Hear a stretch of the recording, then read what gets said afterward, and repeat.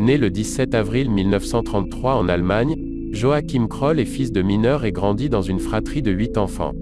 Celui-ci souffrait d'énurésie nocturne, un trouble affectif qui pousse l'enfant à uriner dans son sommeil. Les psychiatres déterminent Kroll ayant un QI à 76. Quelque temps après la Seconde Guerre mondiale, Kroll commença à tuer dès 1955 après la mort de sa mère. Ce qui est étonnant, c'est que Kroll s'attaquait principalement à des femmes et non à des hommes. Des questions se posent. Pour quelles raisons est-il aussi sélectif dans ses meurtres? Et quelles étaient les raisons qui le poussaient à les effectuer? Une enquête a bien des mystères mais aucune réponse qui l'explique. Le 3 juillet 1976, Joachim Kroll est arrêté pour l'enlèvement de Marion Keter, une petite fille de 4 ans.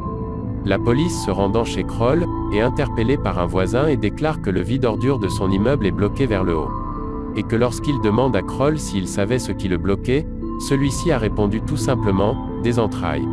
Sur cette déclaration, la police rentre immédiatement dans l'appartement, et ce qu'ils y trouvent est une véritable scène d'horreur. La police découvre le corps découpé de Marion Keter.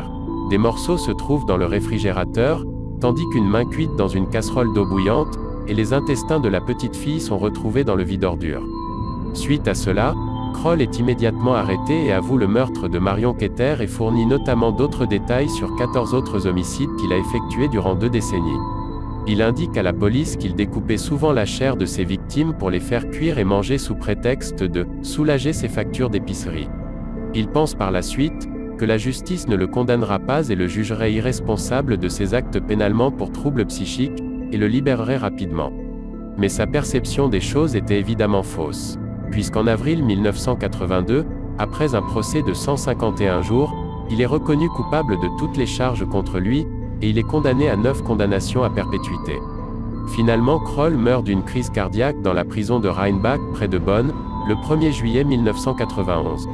Voici la liste de quelques victimes effectuées par Kroll ainsi que la date et la façon dont il les a tuées. 8 février 1955, Irmgard Strell, 19 ans, violée et poignardée. Son corps éviscéré a été trouvé dans une grange. 26 juillet 1959, Manuela Knott, 16 ans, violée et étranglée dans un parc d'Essen. Des tranches de chair ont été découpées de ses fesses et de ses cuisses. 23 avril 1962, Petra Gies, 13 ans, violée et étranglée. 13 septembre 1966, Ursula Rowling, 20 ans, étranglée. 22 décembre 1966, Ilona Hark, 5 ans, violée et noyée dans un fossé.